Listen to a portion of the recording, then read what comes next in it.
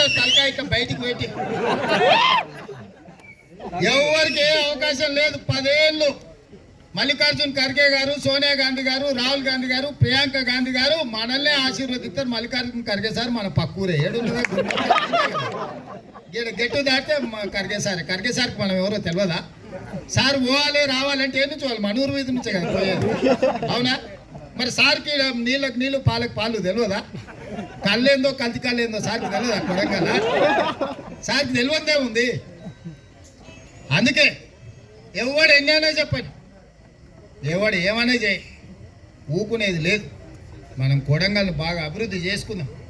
వచ్చిన వాళ్ళకి రాని వాళ్ళకి నాది ఒకటే సూచన, ఓ పూట ఎనుకో ముందో వచ్చేది. ఇక ఇంత పెద్ద వ్యవస్థ నడిపేటప్పుడు ఒక గంట ఎనుకో ముందో అవుతుంటుంది. కానీ ఏది కూడా మీరు మనసులలో పెట్టుకోకండి. మనం ఇది చేసుకోవాలి. ఒకవేళ మనల్ని కాదనుకుంటే మనం అన్యాయం చేసుకున్న వాళ్ళం, మన భవిష్యత్తులో మన పిల్లలకు అన్యాయం చేసుకున్న వాళ్ళం అయితే మాకు ఆదా ఆలోచన చేరి. ఇవాళ ఏముందా, ఏ ఊరోళ్ళైనా ఆ తాండూరు నుంచి మన ఊరు వస్తాడానా, నువ్వు వచ్చి తాండూరులో ఉన్నాడు మా వాళ్ళు అడుగుతున్నారు అంటాడు. రామోహన్ వచ్చి ఈడ అంటాడు, ఆడ శాతనగర్ పోతే ఆయన శంకర్ అంటాడు. అన్న ఉంటుంది, నేను అంతా సంలాయిస్తాను, నువ్వు చేయాలి. నేను మా కొడంగల్ దాటి ఆడికి రాను. నేను అందరూ అంత అయితే ఓ పండగ పూట ఇంత విచ్చి భోజనం పెట్టారు తప్ప మేము యాడికి రాము. మేము మా ఊర్లోనే ఉంటాం, కొడంగల్లోనే ఉంటాం, కొండరేటిపల్లిలోనే ఉంటాం. ఇక్కడి నుంచే మేము రాజకీయం నడుపుతాం.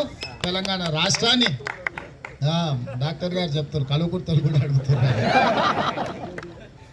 ఇవాళ మనం ఎదిగి వచ్చినాం, ఇవాళ మనం ప్రయోజకులమైనాం. ప్రయోజకులు అయినప్పుడు 10 మంది పిల్లనిస్తాం అనుస్తారు. కానీ పెంచి పెద్ద చేసిన వాళ్ళకి అన్యాయం చేసి అత్తగారింటికి వెళ్ళడం పోయినాం అనుకో, మంచిగుంటారా? చెప్పురి, మీరే చెప్పురి. అందుకోసమే ఇది మనకు పుట్టినెల్లు.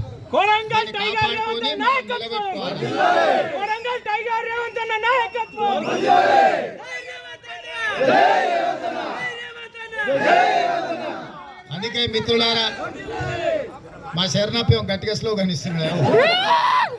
అందుకే నేను ఒక్కటే మాట చెప్తున్నా, కొడంగల్కి ఇట్లాంటి అవకాశం వస్తుందని నేను అనుకుంటలేను. మీరు ఊహించి చూడండి, ఎవరైనా లీడర్ పుట్టి పెరిగి ఒక పెద్ద లీడర్ అయి రాష్ట్రానికి నాయకత్వం వహించడానికి ఏమన్నా దూరంగానన్నా ఏమన్నా కనిపిస్తుందా? మనకు వచ్చింది, మన దోషిట్లు ఉన్నదాన్ని మనం వదిలేసి ఆకాశం వైపు చేతులు చాపితే మనందరికీ తీరని అన్యాయం జరుగుతుంది. కుట్రలు కుతంత్రాలు చేస్తాడు, ఓడోడు వస్తూనే ఉంటాడు. ఊరు అన్న తర్వాత వాడు దొంగోడు ఉండనే ఉంటాడు. మనం అప్రమత్తంగా ఉండాల్సిందే తప్ప మనం అజాగ్రత్తగా ఉండి 2018 కూడా ఏమైంది,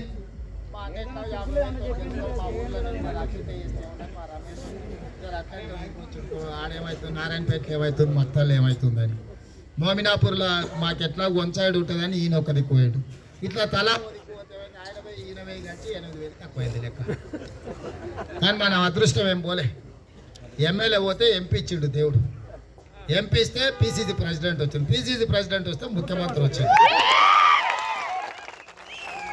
పరమానంద శిష్యులను చూసి ఉంటారు కదా, వాళ్ళు ఏదో చేయబోతే కూడా ఏదో